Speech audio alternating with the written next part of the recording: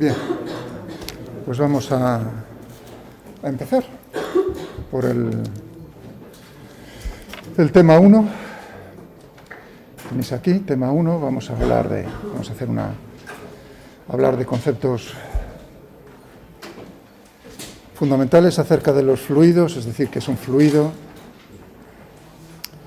la hipótesis del continuo, qué son los fluidos newtonianos, fluidos compresibles e incompresibles, fluidos ideales y reales,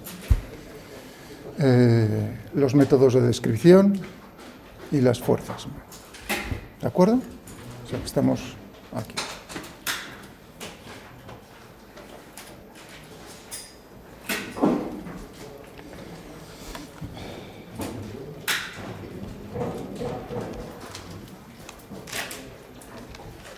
Me gusta más el nombre de dinámica de fluidos.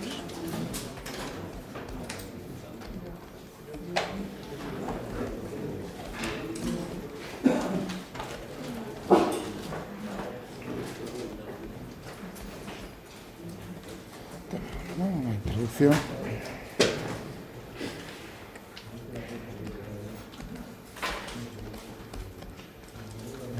Es un fluido.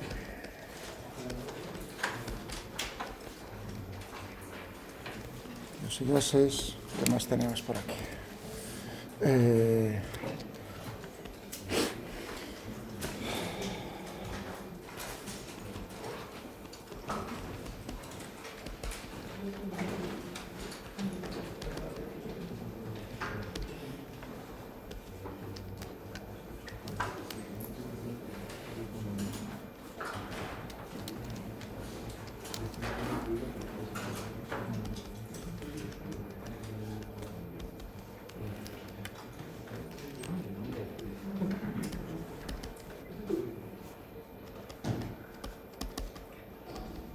Considerado como un medio continuo.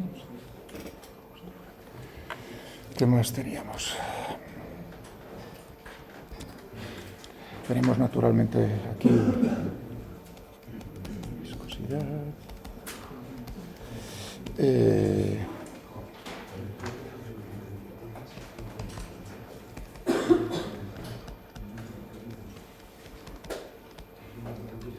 ideales, fluidos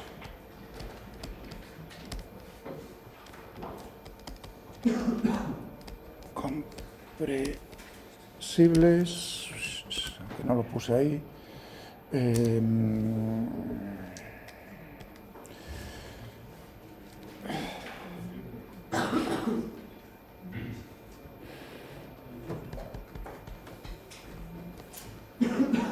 o modelos. Es más bonito, modelos.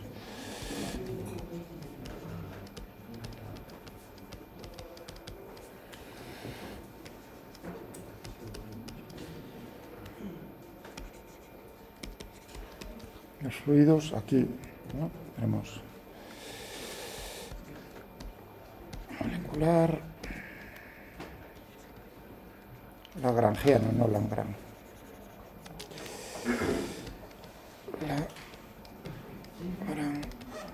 Lagrangiano,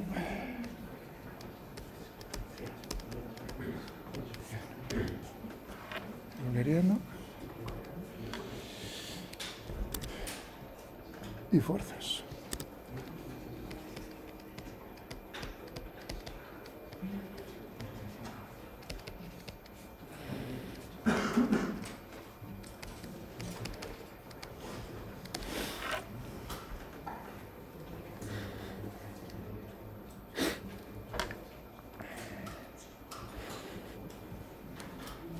Aquí en esto hablaremos, ¿no?, en la definición ahora, poner viscosidad y un poco más en detalle.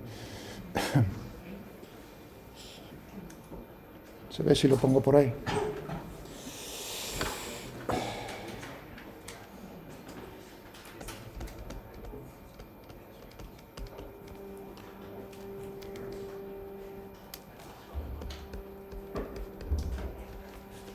Ritmo de deformación.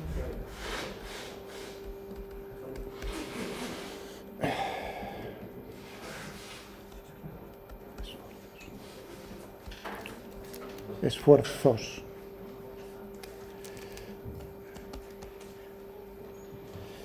Aquí hablaremos.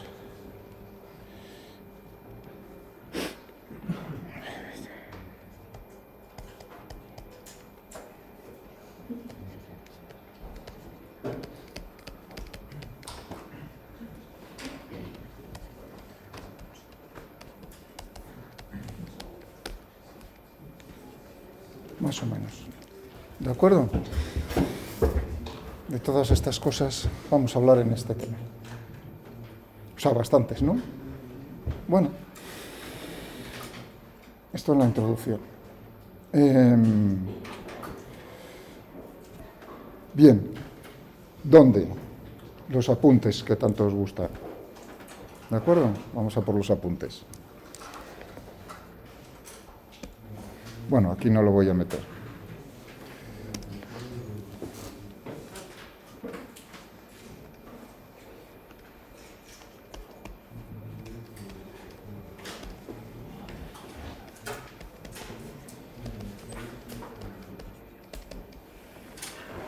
Bibliografía.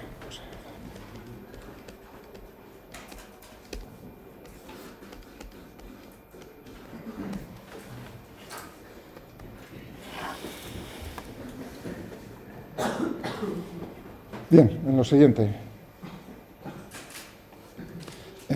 capítulo 1, bueno, vamos a poner SOMS.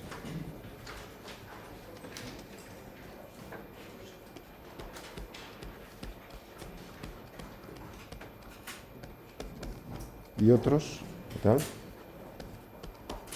Y otros autores, o sea que es uno y los otros. Capítulo 1 y 4.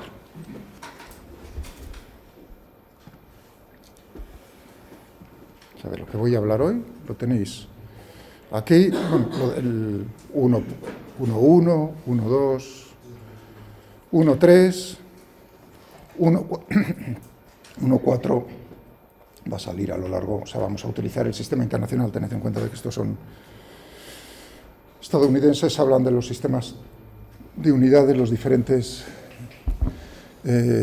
posibilidades que tenemos, ¿no? Que si británico, que si tal, pero bueno, eso lo habéis visto en una asignatura anterior. Nosotros vamos a utilizar el sistema internacional por defecto, ¿de acuerdo? Entonces ahí, pues eso probablemente en todo caso saldrá a lo largo del curso si tenemos que decir algo sobre ello. Si tenéis alguna duda, naturalmente, echadle un vistazo. O sea, aquí lo que es las magnitudes físicas fundamentales, las magnitudes físicas derivadas, qué base se toma como magnitudes físicas fundamentales, dependiendo del sistema de unidades que vayas a utilizar, cuántas magnitudes físicas fundamentales tenemos para cubrir toda la física. Es una pregunta. ¿Cuántas? Un número. 7, muy bien, efectivamente. 7, dependiendo de qué parte quieras abarcar, si solo es la mecánica, ¿no? Pues entonces, con 3 tendrás. ¿Cuáles en el sistema internacional? ¿Cuáles son las magnitudes físicas fundamentales? Esas 7, que había por ahí, me pareció oír, ¿no? Longitud, ¿qué más tenemos? Masa, tiempo, ¿qué más tenemos? Temperatura, ¿no? ¿Qué más tenemos? Corriente eléctrica, no carga eléctrica, corriente eléctrica, cantidad de materia, ¿no? El mol, ¿y qué más? Faltaba una, ahí, si no me equivoco, he dicho 6, ¿no? No. ¿Presión? No. Una un poco rara que se usa darle candela al alumno, o sea, intensidad luminosa. No, pues, digamos, yo me lo marco así, darle candela a alguien. Esa es muy, digamos, específica, que aparece naturalmente en temas de ese estilo, pero vamos, por ejemplo, en la carrera, yo así con la candela tuve una asignatura a lo largo de 5 años, ¿de acuerdo? Bien, ahí tenemos esas 7, de esas uno escoge los patrones en el sistema internacional. Por ejemplo, en el británico, ¿cuál sería la base? ¿Qué se intercambia? Las magnitudes físicas fundamentales. Hay un intercambio entre fuerza y masa. La fuerza es la fundamental y la masa es la derivada.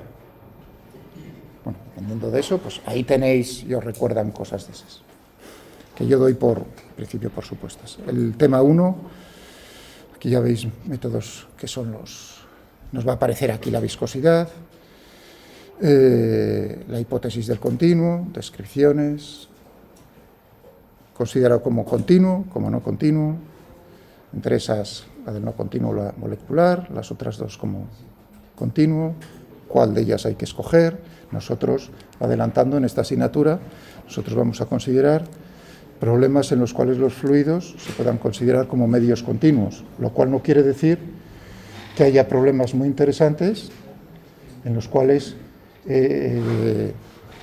tendríamos que utilizar una descripción molecular, y de esto hablaré más adelante. Pues, por ejemplo, vosotros queréis mandar ahora el Elon Musk, que ha mandado a esos 4 turistas, ¿no? O el de Virgin Galactic, como es el Richard Branson y el Jeff Bezos, ¿no? Estos que se han... Pero bueno, como siempre el Elon Musk, que es bastante... Al final dice, bueno, yo el último, pero gano, porque es el que ha mandado más tiempo y más lejos a los turistas. Fijaos que ha estado, me parece que 3 días, ¿no? Pagado por estar dando vueltas 3 días y a una altura bastante considerable, 500 kilómetros creo que han alcanzado sobre la superficie terrestre, mientras que los otros 80-100 kilómetros, es decir, subir y bajar inmediatamente. Bueno, en esos casos, naturalmente, llega un momento en que la atmósfera todavía es existente, pero es tan tenue que el efecto sobre la nave no la podríamos considerar desde el punto de vista de medio continuo. No queda más remedio que considerarlo como moléculas que chocan, por así decirlo, contra la superficie de la nave. Es tan tenue que no podríamos. O sea que nosotros solo vamos a utilizar, la forma va a ser tan denso el medio que lo vamos a poder considerar que ocupa todo el espacio. Pero eso no quita que el otro sea interesante para cierto tipo de problemas. O en la Tierra, pues imaginaos una capa de lubricante entre 2 placas y la distancia entre las 2 placas, digamos, tenga una anchura que sea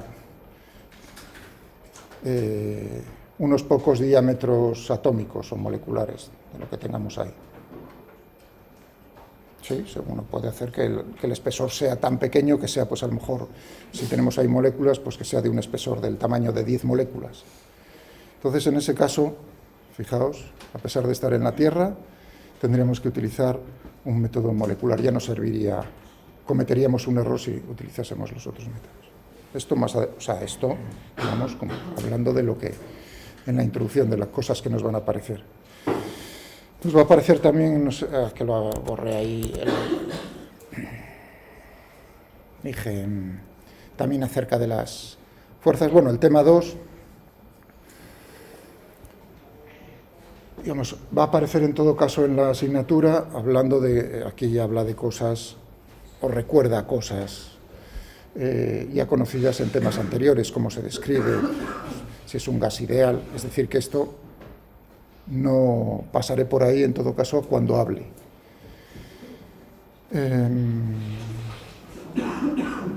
¿No? Energía potencial, energía interna, es decir, como un sistema termodinámico. El capítulo 4 es el que me interesa, es decir, que voy a hablar de cosas que están en el capítulo 1 y en el capítulo 4. El 1 y el 4 de fuerzas. ¿Qué más en el Taylor?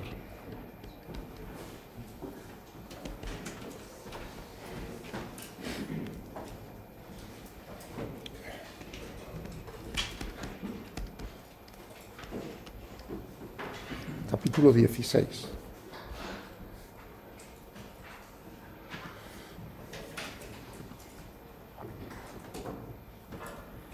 Aquí ya tengo. Fijaos. Mecánica del continuo. Este capítulo está dedicado, o sea, este libro es de mecánica, de la partícula, sistemas de partículas, del sólido rígido. Esa es la primera parte. Luego la parte 2 son temas especiales, que si relatividad, que si caos, que si medios continuos. Y aquí en este tema vamos a tratar a partir del 16.5, es decir, que uno puede enlazar en el 16.5. Si lo estoy diciendo explícitamente, no necesitáis leeros, podría decir, para llegar al 16.5 necesitáis leer los anteriores, pero no se necesita. 16.5, 16.6, 16.7, ¿de acuerdo? 16.8 ya es para un sólido elástico. Ahí nos aparecerá la diferencia con considerar lo que es un sólido elástico, que también es un medio continuo, de lo que es un fluido, ¿no?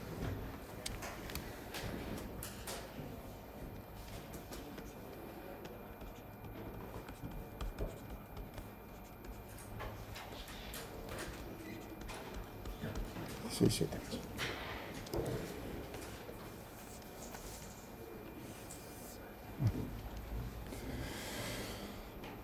¿Alguna duda sobre eso? ¿Lograsteis encontrar los libros? Si no, durante esta clase los tenéis en Moodle, a la vista, por si alguno está. Con eso quiero decir que hay que leérselo. Os recuerdo que la asignatura son 6 créditos, la teoría, 150 horas de trabajo. Eso es lo que tienen en mente personas que jamás han dado una clase. Por lo menos una parte de ellos, y de ellas, iba a decir. 60 aquí presenciales, pero hay 90 fuera, ¿de acuerdo? Pues vamos a decir ahí, en los 90 va esto. Y tenéis problemas. Por ejemplo, haremos alguno en particular, en el caso de... ¿no? Aquí tenemos problemas, que haré algunos problemas de aquí, cuando toque. O sea, que cogeré problemas de aquí, como ideas. Bien. ¿Alguna duda sobre eso? ¿De dónde están los apuntes? Genial. Echa un vistazo a Moodle. ¿De acuerdo? Lo tenéis también por ahí en español, la traducción. Me parece que es la editorial Reverte. Muy bien, de acuerdo, pues vamos a comenzar. Vamos a ponernos por aquí.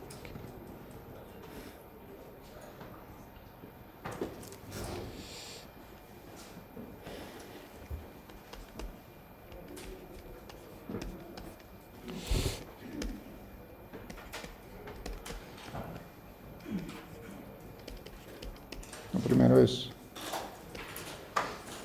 ¿qué es un medio fluido? Ahí viene la cuestión. Frente a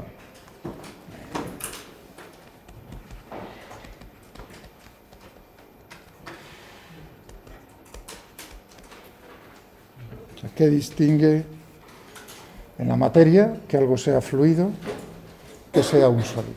Bueno, pues para eso uno se tiene que fijar en cómo reacciona ese cuerpo frente a acciones externas, esfuerzos, fuerzas. Bueno, lo de la palabra esfuerzo, que ponía ahí también, es simplemente fuerzas por unidad de área, o utilizaré mucho, más que hoy diré esfuerzo, pero casi siempre diré la palabra el estrés al que me sometéis. ¿De acuerdo? O sea, ¿cómo reaccionan esos cuerpos cuando hacemos fuerzas sobre ellos? Eso es lo que va a distinguir que es un fluido de lo que es otro tipo. Cogemos, imaginaos lo siguiente. Tengo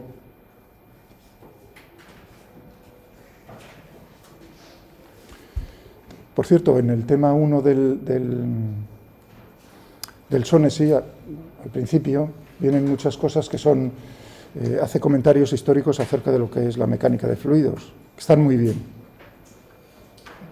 Echáis un vistazo, está qué personas, digamos, históricamente han tenido que ver con ello a lo largo de los últimos siglos. Está muy bien, pero bueno, yo no tengo tiempo para eso. Si tengo aquí imaginaos que tengo aquí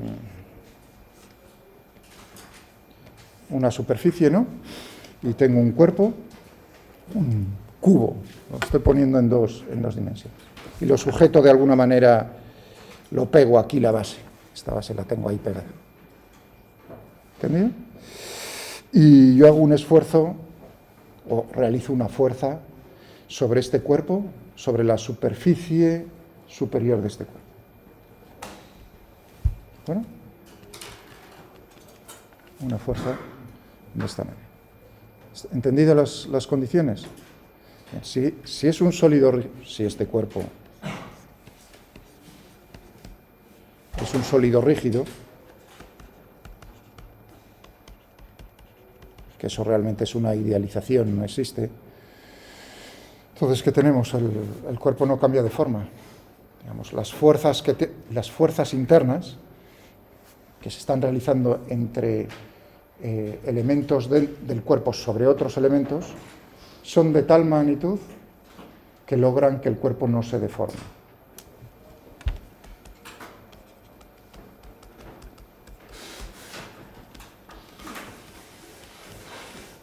No existe deformación gracias a la intensidad de las fuerzas internas.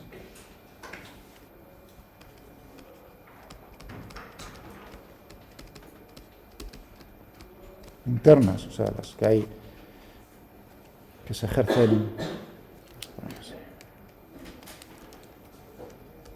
son lo suficientemente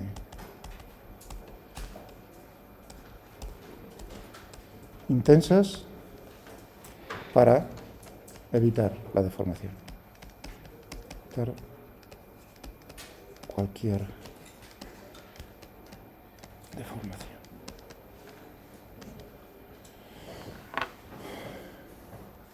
Bueno, que no haya deformación significa que la distancia relativa entre dos puntos cualesquiera de ese sólido permanece constante, no cambia.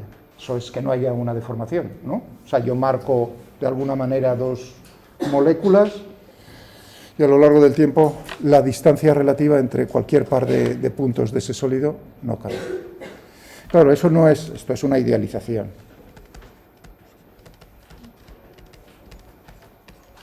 Realmente todos los sólidos se deforman, más o menos. Entonces tendríamos ahí, vamos a poner el siguiente para ponerlo más, que tenga más espacio.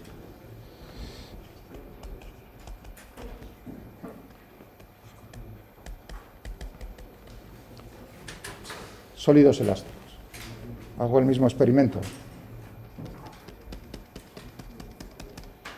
Cojo aquí.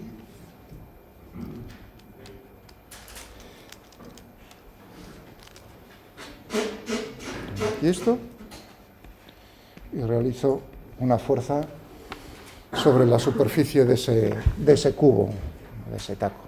¿Y qué es lo que ocurre? Pues que esta fuerza produce una deformación.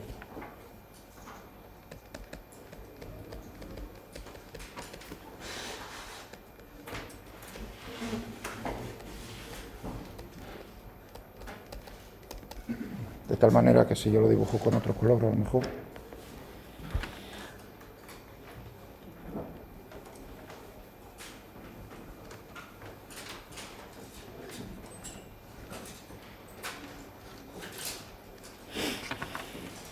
Se alcanza un equilibrio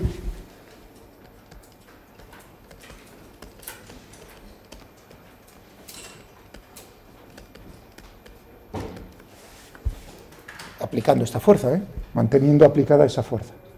Es decir, que lo que hago, este punto, pasado aquí, pasado aquí, pasado aquí. Esto, naturalmente, si el esfuerzo, la fuerza que estamos ejerciendo es, fijaos que esta fuerza F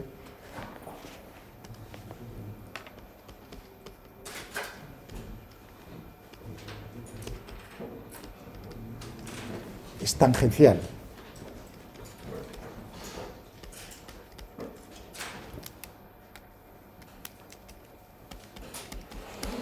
la superficie. Bien.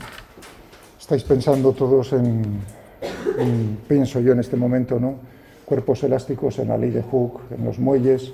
Si yo tuviese una barra, podría ejercer una fuerza que no fuese tangencial. Vamos a poner la palabra en inglés, shear.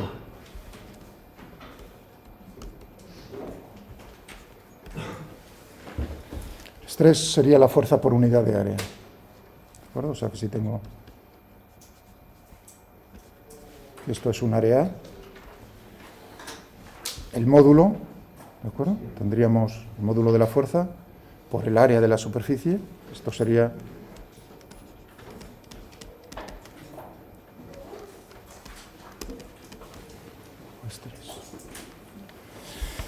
Entonces lo decía significa que es de esta manera. Estaba diciendo, bueno, sí. ¿En qué se diferencia el estrés y la presión? Porque si son fuerzas muy ambas. Ahora, eso nos va a aparecer en este tema. Bueno, ahora mismo, para no creas que me escaqueo digamos, con esa frase rápida. Claro, estaba diciendo en lo de los muelles, un cuerpo, una barra. Si tuviese aquí otra vez esto. Podría haber hecho el experimento sujetando por esta parte, por dibujarlo de esa manera, de la misma manera.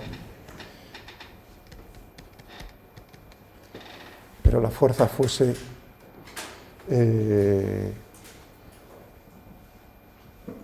tensión, tirando. Entonces tendríamos que el cuerpo, si fuese rígido, no cambiaría la forma, pero si es elástico, entonces lo que tendríamos sería una deformación, es decir, que se alargaría. Si naturalmente la fuerza es de este estilo, a tensión, podría ser a compresión.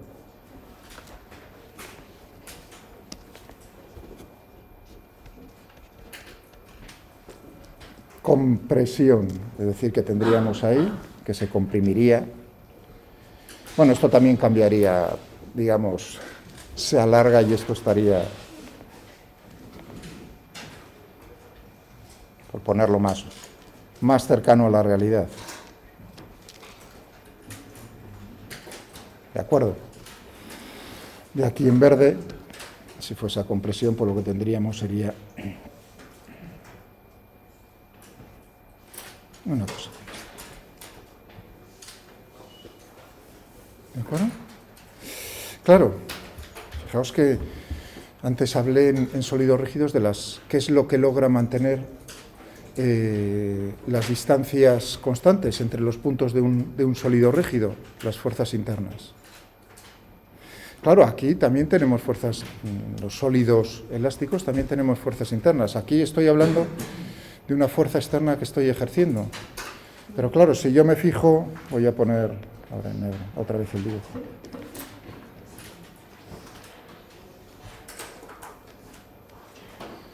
¿En qué modelo? ¿En este de arriba, por ejemplo? Cojo este. Es decir, que tenemos, para un momento, esas fuerzas que ejercemos externamente sobre el cuerpo pueden ser, en principio, de dos tipos. Pueden ser normales a la superficie,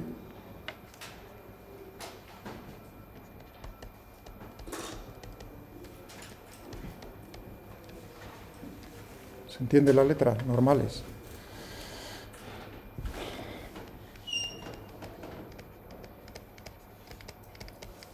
Normal significa perpendicular.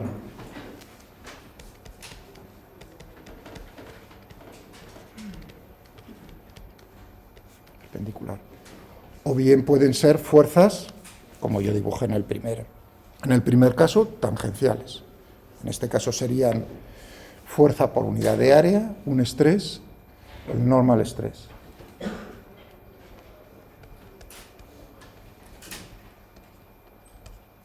Si hay algo que no se ve en la pantalla, porque yo miro a mí, a veces recorta un poco.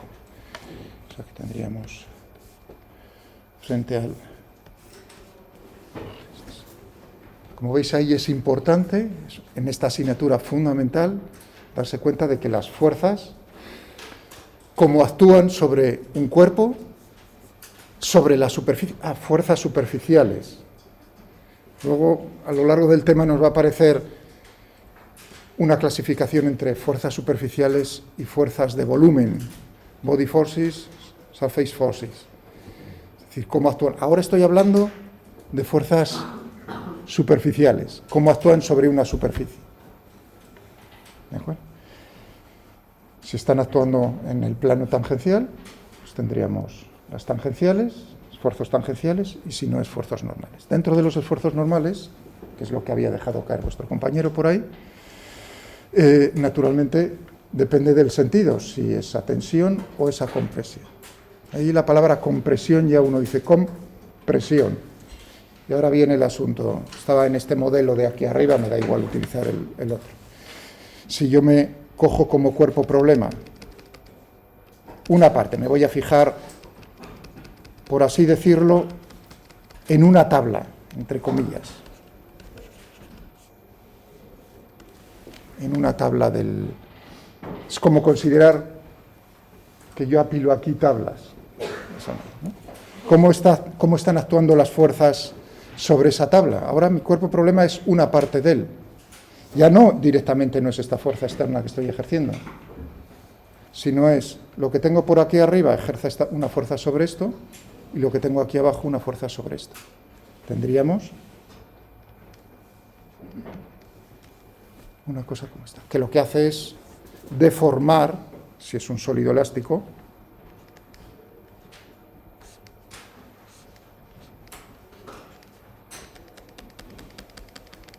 deformar ese elemento del cuerpo. Le da un...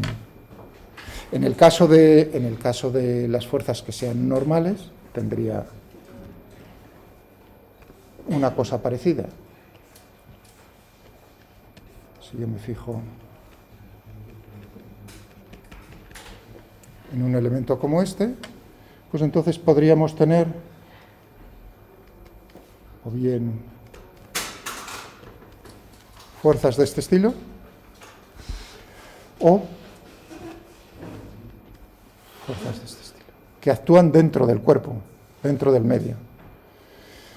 Entonces, si están actuando de esta manera, como he dibujado aquí abajo, las fuerzas, comprimiendo, uno está pensando en la presión que está ejerciendo el medio que tengo aquí a la derecha y aquí a la izquierda sobre este medio. La presión. Y ahí viene o sea que la pregunta, no lo iba a decir ahora, pero ya que lo ha preguntado, claro, pero ¿será esta la presión que yo conozco?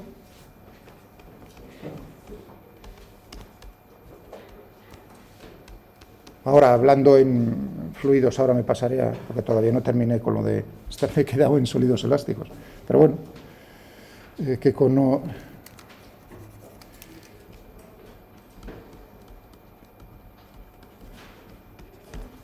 La presión que conocemos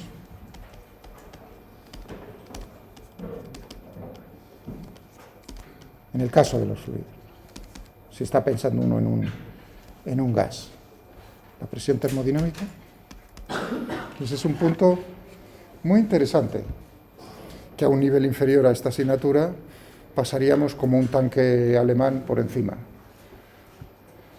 sin decir ni pío.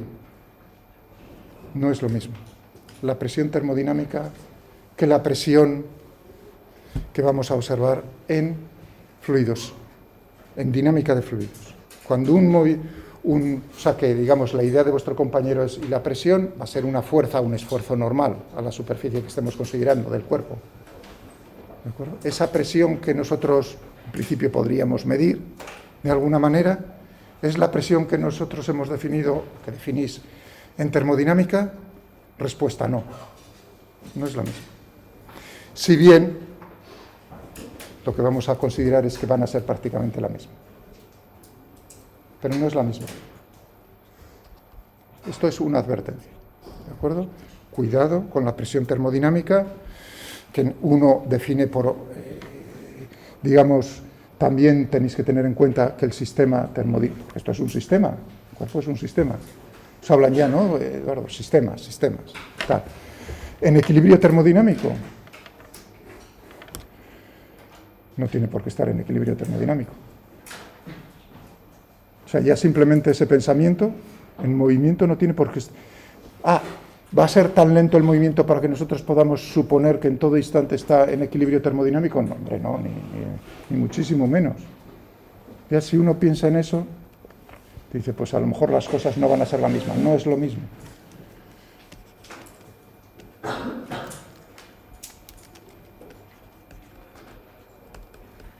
No es lo mismo. ¿Cómo se va a definir? Precisamente si nosotros medimos cuál es la componente normal a esa superficie, la fuerza por unidad de área, la fuerza, el estrés normal por unidad actuando en compresión, eso es lo que vamos a definir en dinámica de fluidos como la presión. Ya nos aparecerá. Tú has sido culpable, él, no yo, de que caiga en este momento. No, es una broma. Pero eso me ha sacado un poco de... sí, estábamos en sólidos. ¿Algún comentario más sobre...? O sea que, ¿habéis visto en la introducción cómo aparece lo de fuerzas? O sea que necesito hablar de todo ello como un conjunto. Cómo son las fuerzas que vamos a ejercer sobre un fluido y cómo van a ser un medio. Cómo son las fuerzas internas que se están ejerciendo una parte del medio sobre otra parte del medio. El carácter. Bien. Si el sólido es elástico, uno puede pensar que ese sólido se comporta más o menos bien y que sigue lo que es la ley de Hooke, si uno está pensando, ¿no? ¿Qué es lo que nos dice en esos sólidos elásticos? ¿Qué dice la ley de Hooke? ¿Qué nos decía Hooke? Estamos en el siglo XVII. ¿De acuerdo? Contemporáneo Hooke, contemporáneo de Newton.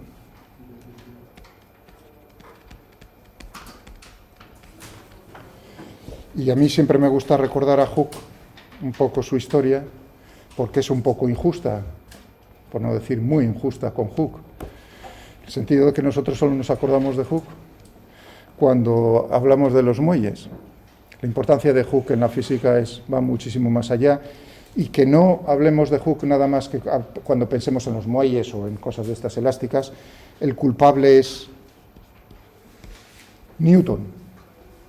Newton, he dicho, son contemporáneos. Bueno, siglo XVII.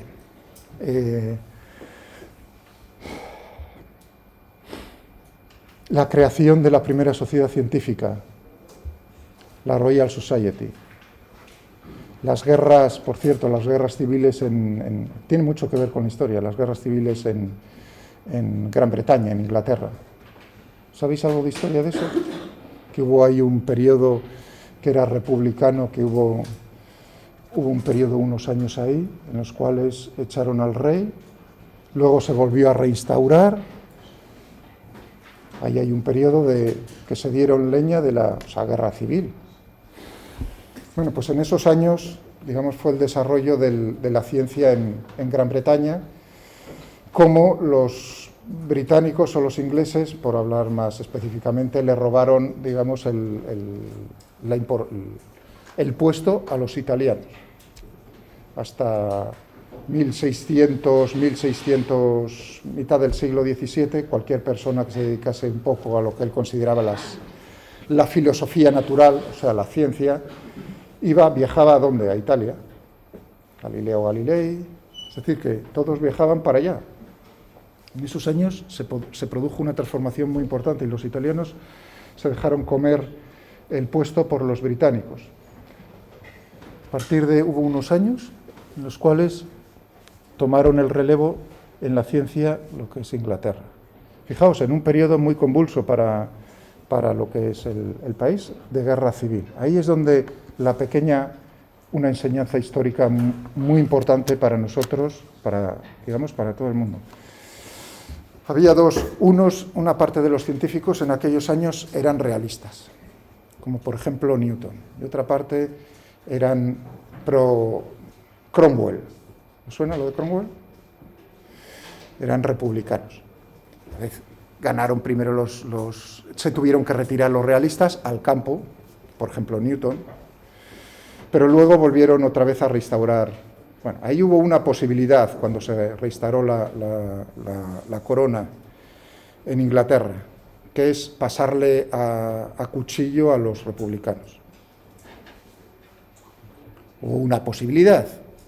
Desde el punto de vista, bueno, no digo que no pasasen que ajustasen cuentas, quiero decir. Pero ahí hubo un momento que fue crucial para la historia digamos, el desarrollo posterior de Europa y en particular de Gran Bretaña o de Inglaterra como potencia, que es, en ese momento decidieron una cosa, los ganadores. Si yo me cargo, es decir, mato o elimino de alguna manera a los que han perdido, estoy perdiendo su cabeza. Entonces decidieron que no. ¿Para qué vas a perder tú precisamente una persona con buenas ideas si eso sirve al país? Y ese fue el momento clave en la historia de Inglaterra. Decidieron que una cosa es la política y otra cosa es no ser gilipollas. ¿Lo entendéis? No hicieron eso, sino que trabajaron juntos. No digo que fuera de la ciencia se ajustasen cuentas, por supuesto. Si uno analiza cómo es la historia en otros países, pues ve que se toma como una oportunidad. Hombre, vamos a quitarle pensando en la universidad, ¿qué oportunidad es ese perdedor? Tiene un puesto, le quito a él, me lo cargo, lo elimino y ocupo yo su puesto. ¿Lo entendéis? Claro, es una oportunidad personal, sacar beneficio personal. La cuestión es que en Inglaterra no ocurrió eso, no ocurrió, digamos, lo estoy exagerando un poco, no ocurrió con esa intensidad, ni muchísimo menos. Y fue el nacimiento, precisamente, en esos años, justo cuando se reinstauró en 1661, si no me equivoco, 1661. La Royal Society, que es la primera sociedad científica, y ahí se reunieron en una sala, no me acuerdo si 10 o 12 personas, y decidieron fundarlo, y cada semana se reunían, tiene que ver con Hooke, se reunían para tratar que uno de ellos explicase qué pensaba acerca de la filosofía, y hacían experimentos y tal. Bueno, Hooke fue el primer científico profesional. A diferencia de lo que ocurría normalmente en aquellos tiempos y posteriores, hasta muy recientemente, para dedicarse a esas aficiones había que tener pasta. O sea, había que permitirte, ¿no?, que te pudieses permitir, por ejemplo, Newton, que te pudieses permitir dedicarte a eso. Pero Hooke no. Hooke venía de una familia pobre, si no me equivoco. Y ahí la diferencia es que logró, ahora siempre dudo quién fue el responsable de que se pudiese dedicar a eso. Una persona con posibles y que le gustaba Bacon, pero ahora eso lo estoy dejando y ahí dudo, no sé si era él o era otra persona.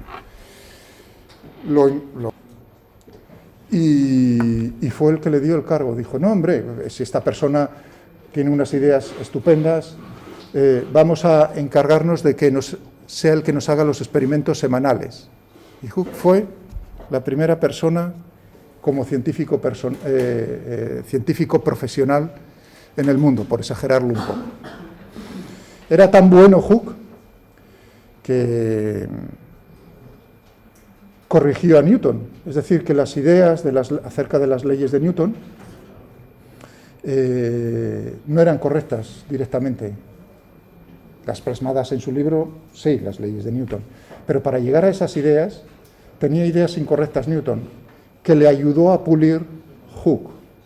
Ideas fundamentales acerca de las leyes de Newton fueron corregidas por Hooke, no solo en lo que se refiere a las leyes de Newton, las ecuaciones del movimiento, sino también en cuestiones que le interesaban mucho en aquellos tiempos, por ejemplo a Newton, acerca de la luz, etc. Bueno, le corrigió, o sea, le ayudó a Newton, pero Newton era una persona muy difícil, o era bastante difícil. Y eso, digamos, rencorosa, por exagerar un poco. ¿De acuerdo? O sea, que ser un genio no significa ser una buena persona, son dos cosas diferentes. Hay muchos ejemplos de esos en la historia. Puedes ser un genio y puedes ser un cabrón. Sí, dicho, son dos cosas diferentes. La mente y cómo eres personalmente son... En ese caso, Newton he dicho que es una persona muy difícil. Y si en la primera edición de su libro, en publicada en 1687, pero que tardó unos cuantos años en escribir, aparecía agradecimientos en los pies de página a Hooke, en la siguiente edición los tachó. Es decir, que no le gustó, por deciros así un poco, no le gustó a Newton nada que alguien le corrigiese. Y ese alguien fue Hooke.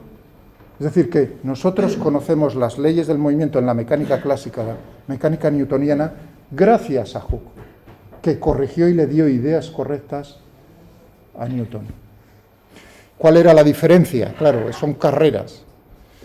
La diferencia es que Newton era muy bueno en las herramientas matemáticas, el desarrollo del cálculo, cosa que Hooke no. Es decir, que él tenía los conceptos bien, correctos, Hooke, acerca de cómo iban a ser las ecuaciones del movimiento, por decirlo así, pero no tenía la herramienta, o en la mente las herramientas matemáticas para expresarlo de una manera clara. Y ese fue el poder, hombre, y otras cosas de Newton. Bueno, esto en cuanto a Hooke. ¿De acuerdo? Bueno, y a partir de ahí la Royal Society, pues es una de las cosas, ser miembro de la Royal Society, Fellow, es una de las cosas, uno de los honores más grandes que te pueden conceder. Ley de Hooke, estábamos ahí. Siempre me ha gustado. Si una de las cosas más bonitas, o una cosa muy bonita, es la historia de la ciencia.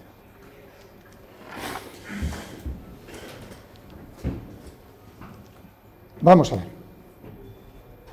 Se estaba quitando ahí. Parece que sí. Un segundín y hacemos. ¿Qué nos decía la ley de Hooke? Si tenemos que hay una relación entre la fuerza que ejercemos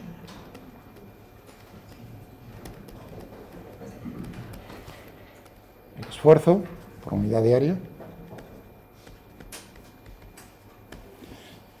y la deformación.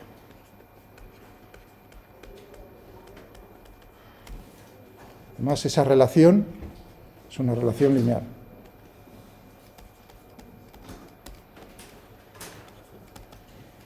¿No? Cuando hablamos de la constante de fuerza de un muelle,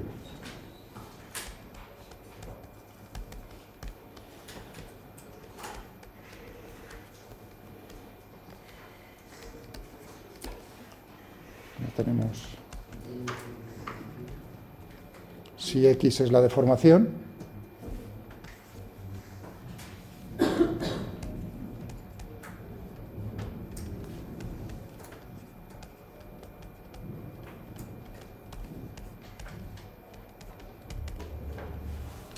una constante en newtons dividido por metros.